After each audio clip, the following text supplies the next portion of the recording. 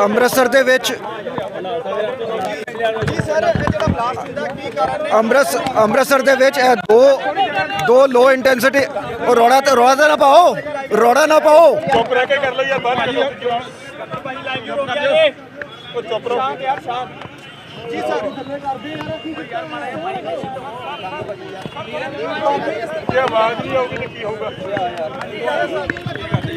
ਅੰਮ੍ਰਿਤਸਰ ਦੇ ਵਿੱਚ ਆ ਦੋ ਜਿਹੜੇ ਲੋ ਇੰਟੈਂਸਿਟੀ ਐਕਸਪਲੋਜ਼ਨਸ ਹੋਏ ਹੈਗੇ, ਇੱਕ ਸੈਟਰਡੇ ਰਾਤੀ 11:30 ਦੇ ਕਰੀਬ, ਇੱਕ ਅੱਜ ਸੋਮਵਾਰ ਸਵੇਰੇ 6:15 ਵਜੇ।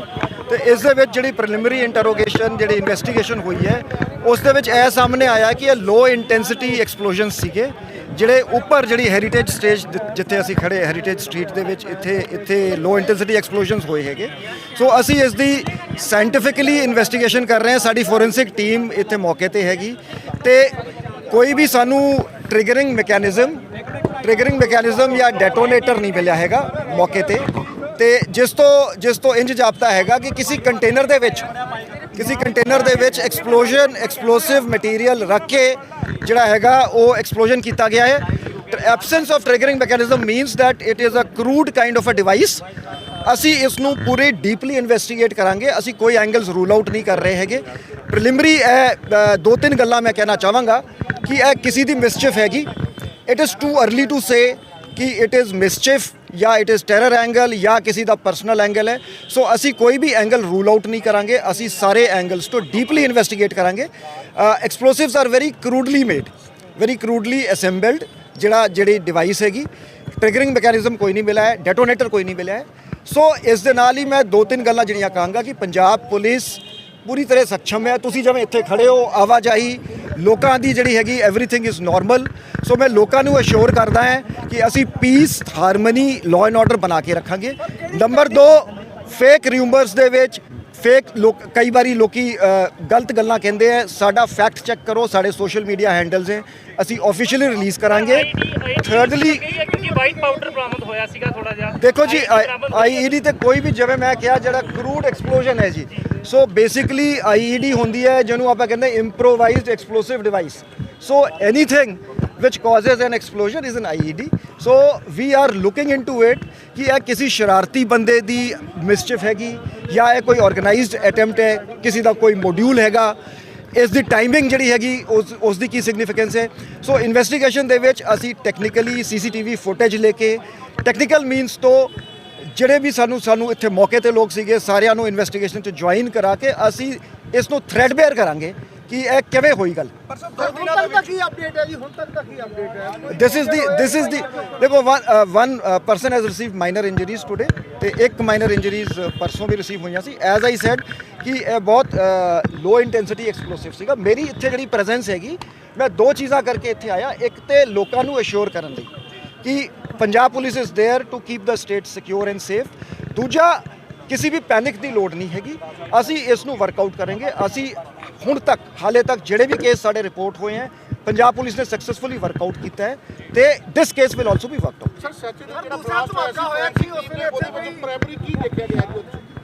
ਲੋ ਐਕਸਪਲੋਜ਼ਨ ਜਿਵੇਂ ਮੈਂ ਜਿਹੜੀਆਂ ਗੱਲਾਂ ਕਹੀਆਂ ਕਿ ਸਾਨੂੰ ਮੌਕੇ ਤੋਂ ਡੈਟੋਨੇਟਰ ਨਹੀਂ ਮਿਲਿਆ।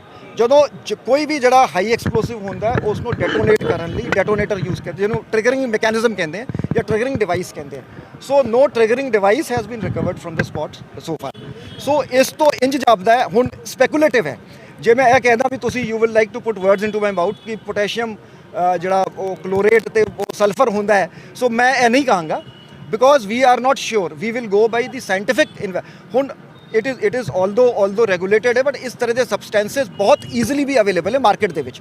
ਦੇਅਰਫੋਰ ਅਸੀਂ ਇਸ ਨੂੰ ਸਾਰੇ ਐਂਗਲਸ ਤੋਂ ਦੇਖਾਂਗੇ ਕਿ ਲੋਕਲੀ ਪ੍ਰੋਕਿਓਰਡ ਕਿਸੇ ਮਿਸਚਿਫ ਮੇਕਰ ਦੀ ਇਹ ਹਰਕਤ ਤੇ ਨਹੀਂ ਹੈਗੀ ਕਿ ਸਟੇਟ ਦਾ ਮਾਹੌਲ ਵਿਗਾੜਨ ਲਈ, ਇਸ ਤਰ੍ਹਾਂ ਦਾ ਪ੍ਰਭਾਵ ਦੇਣ ਲਈ। ਸੋ ਅਸੀਂ ਡੀਪਲੀ ਇਨਵੈਸਟੀਗੇਟ ਕਰਾਂਗੇ, ਸਾਰੇ ਐਂਗਲਸ ਦੇਖਾਂਗੇ। ਟੈਕਨੀਕ ਕਿਹੜੀ ਵਰਤੀ ਗਈ ਸੀ? ਦੇਖੋ ਜੀ ਉੱਪਰ ਜਿਵੇਂ ਹੈਰੀਟੇਜ ਜਿਹੜਾ ਪਾਰਕਿੰਗ ਹੈਗੀ, ਇਹਦੇ ਉੱਪਰ ਜਿਹੜਾ ਹੈਗਾ ਜਿਹੜਾ ਸਾਰਾਗੜੀ ਸਟਰੀਟ ਜਿੱਥੇ ਅਸੀਂ ਖੜੇ ਹੈਗੇ, ਇੱਥੇ ਉੱਪਰ ਕੰਟੇਨਰ ਦੇ ਵਿੱਚ ਜਿਹੜਾ ਹੈਗਾ ਐਕਸਪਲੋਸਿਵ ਰੱਖ ਕੇ ਇੱਕ ਥ੍ਰੈਡ ਜਿਹੜਾ ਹੈਗਾ ਥੱਲੇ ਲਟਕ ਰਿਹਾ ਸੀਗਾ। So either some passer by has accidentally, ਜਿਵੇਂ ਸੀਸੀਟੀਵੀ ਫੁਟੇਜ ਇਸੀ ਕਰਕੇ ਅਸੀਂ ਡੀਪਲੀ ਦੇਖ ਰਹੇ ਹੈਗੇ ਕਿ ਉਹ ਕਿਸੇ ਨੇ ਖਿੱਚਤਾ, ਸੋ ਉਹ ਡਿਵਾਈਸ ਜਿਹੜੀ ਹੈਗੀ ਉੱਪਰੋਂ ਥੱਲੇ ਡਿੱਗ ਪਈ ਤੇ ਇੱਕ ਐਕਸਪਲੋਜਨ ਹੋ ਗਿਆ। ਆਵਾਜ਼ ਕਾਫੀ ਹੋਈ ਪਰ ਅਦਰਵਾਈਜ਼ ਦੇਰ ਵੇਰ ਨੋ ਸ਼ਾਰਪਨਰਸ, ਜਿਹੜੇ ਵਿੱਚ ਸ਼ਾਰਪਨਰ ਕੋਈ ਵੀ ਨਹੀਂ ਸੀਗੇ ਤੇ ਇੰਜਰੀ ਬਹੁਤ ਮਾਈਨਰ ਹੋਈ ਹੈ। But yes loud noise was there. Sir ਜਦੋਂ ਸੈਕਿੰਡ ਬਲਾਸਟ ਹੋਇਆ ਤਾਂ ਡਿਪਲੋਇਮੈਂਟ ਨਹੀਂ ਸੀ ਇੱਥੇ? ਸੀਪੀ ਸਾਹਿਬ ਤੁਹਾਨੂੰ ਡਿਟੇਲ 'ਚ ਬਰੀਫ ਕਰ ਦੇਣਗੇ। ਅਸੀਂ ਸਾਰੇ ਐਸਪੈਕਟਸ ਨੂੰ ਦੇਖਾਂਗੇ, ਕੇਸ ਨੂੰ ਟਰੇਸ ਕਰਾਂਗੇ। ਫੇਕ ਰਿਊਮਰਸ ਤੇ ਨਾ ਜਾਓ, ਇਹ ਕਿਸੇ ਦੀ ਮਿਸਚੀਫ ਹੋ ਸਕਦੀ ਹੈ। ਅਸੀਂ ਪੰਜਾਬ ਦੇ ਵਿੱਚ ਪੀਸ ਤੇ ਹਾਰਮਨੀ ਨੂੰ ਡਿਸਟਰਬ ਨਹੀਂ ਹੋਣ ਦੇਵਾਂਗੇ। ਕੁਝ ਲੋਕ ਸਰ ਆਇਡੈਂਟੀਫਾਈ ਕੀਤੇ ਗਏ ਨੇ ਇਸ ਮਾਮਲੇ ਦੇ ਵਿੱਚ ਕਿ ਕਿੱਥੋਂ ਇਹ ਰੱਖਿਆ ਗਿਆ, ਜਾਂ ਚਿਮਨੀ ਦੇ ਵਿੱਚ, ਜਿਸ ਤਰ੍ਹਾਂ ਤੁਸੀਂ ਮੈਟਲ ਡਿਵਾਈਸ ਕਹਿ ਰਹੇ ਹੋ ਕਿ ਉਹਦੇ ਵਿੱਚ ਰੱਖਿਆ ਗਿਆ ਚਿਮਨੀ ਦੇ ਵਿੱਚ, ਇਹ ਤਾਂ ਕੁਝ ਪਤਾ ਚੱਲਿਆ ਕਿ ਕਿਹੜੇ ਰੈਸਟੋਰੈਂਟ ਅਸੀਂ ਸਾਰੇ ਐਂਗਲਸ ਨੂੰ ਇਨਵੈਸਟੀਗੇਟ ਕਰਾਂਗੇ ਜੀ ਸਰ। ਸੈਕੰਡਰੀ में डिटेल आई थिंक सीपी साहब will brief again after some time. After meeting sir ਦੀ ਮੀਟਿੰਗ ਤੋਂ ਦੇਖੋ, ਮੈਂ ਇਸ ਗੱਲ ਨੂੰ ਸਮਝਦਾ ਹੈਗਾ, ਇਹ ਮੇਰੀ ਸਟੇਟਮੈਂਟ ਨਹੀਂ ਹੈ, ਇਹ ਮੈਂ ਵੈਸੇ ਹੀ ਸ਼ੇਅਰ ਕਰ ਰਿਹਾ ਤੁਹਾਡੇ ਨਾਲ। ਮੈਂ ਇਸ ਗੱਲ ਨੂੰ ਸਮਝਦਾ ਹੈਗਾ ਕਿ ਤੁਹਾਡੀ ਬਹੁਤ ਵੱਡੀ ਜ਼ਿੰਮੇਵਾਰੀ ਹੈ, ਤੁਸੀਂ ਸਵੇਰ ਦਾ ਵੇਟ ਕਰ ਰਹੇ ਹੋ। ਇਸ ਕਰਕੇ ਵੀ ਵਾਂਟ ਕਿ ਜਦ ਵੀ ਤੁਹਾਨੂੰ ਅਸੀਂ ਬਾਈਟ ਦਈਏ ਪੂਰੀ ਜ਼ਿੰਮੇਵਾਰੀ ਨਾਲ ਦਈਏ। ਸੋ ਇੱਕ ਪ੍ਰੋਟੋਕਾਲ ਮੈਨੂੰ ਇਹ ਕਾਈਂਡ ਤੁਸੀਂ ਕੁਐਸਚਨ ਕਿਵੇਂ ਪੁੱਛੋਗੇ, ਕੌਣ ਪੁੱਛੇਗਾ, ਮੈਨੂੰ 2-3 ਕੁਐਸਚਨ ਜਿਹੜੇ ਪੁੱਛਣੇ ਮੈਂ ਜਵਾਬ ਦੇਵਾਂਗਾ। ਸਾਰੇ ਕੁਝ ਠੀਕ ਹੈ, ਜਿਹੜੇ 32 ਘੰਟੇ ਵਿੱਚ 2 ਧਮਾਕੇ ਹੋਏ, ਸਭ ਤੋਂ ਪਹਿਲਾਂ ਜੋ ਵੀ ਆ ਬਰੀਫ ਕਰ। ਠੀਕ ਹੈ ਜੀ ਸਰ। ਸੋ ਹਜੇ ਤੱਕ ਦੇ ਜਿਹੜੇ ਜਿਵੇਂ ਕਿ ਤੁਸੀਂ ਸਾਰੇ ਜਾਣੂ ਹੈਗੇ ਹੋ, ਪੰਜਾਬੀ, ਇੰਗਲਿਸ਼, ਹਿੰਦੀ ਕੀ ਰਹੇਗਾ? ਸਰ ਲਾਈਵ ਚੈਨਲ ਪਲੀਜ਼ ਥੋੜਾ ਲਾਈਵ ਓਕੇ। ਜੈਸੇ ਜਿਵੇਂ ਕਿ ਤੁਸੀਂ ਸਾਰੇ ਜਾਣਦੇ ਹੈਗੇ ਹੋ, ਸਾਡੇ ਕੋਲ 5 ਮਈ ਸੈਟਰਡੇ ਤੋਂ ਲੈ ਕੇ ਅੱਜ ਸਵੇਰ ਤੱਕ ਇੱਥੇ ਜਿਹੜੀ ਹੈਰੀਟੇਜ ਸਟਰੀਟ ਹੈ, ਇੱਥੇ 2 ਲੋ ਇੰਟੈਂਸਿਟੀ ਬਲਾਸਟ ਹੋਏ ਹੈ। ਪ੍ਰਾਈਮਾ ਫੇਸੀ ਇਹ ਜਾਪਦਾ ਹੈਗਾ ਕਿ ਕਿਸੇ ਦੇਸੀ ਮਟੀਰੀਅਲ ਨੂੰ ਤਿਆਰ ਕਰਕੇ ਇੱਕ ਬੰਬ ਬਣਾਇਆ ਗਿਆ ਹੈਗਾ, ਛੋਟਾ ਬੰਬ ਬਣਾਇਆ ਗਿਆ ਜਿਹਨੂੰ ਐਕਸਪਲੋਡ ਕੀਤਾ ਗਿਆ। ਇਹਦੇ ਨਾਲ ਕੋਈ ਜਾਨੋ ਮਾਲ ਦਾ ਨੁਕਸਾਨ ਨਹੀਂ ਹੋਇਆ ਹੈਗਾ।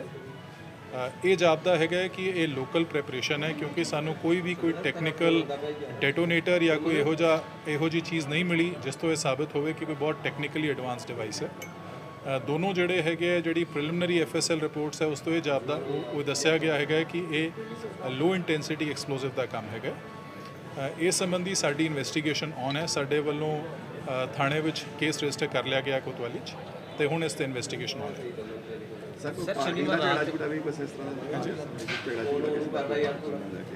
ਦੇਖੋ ਜੀ, ਇਹ ਬੜਾ ਸੈਂਸਿਟਿਵ ਮਸਲਾ ਹੈਗਾ। ਇਹਦੇ ਵਿੱਚ ਕਈ ਇਹੋ ਜਿਹੀਆਂ ਚੀਜ਼ਾਂ ਸਾਡੇ ਧਿਆਨ ਵਿੱਚ ਹੈਗੀਆਂ।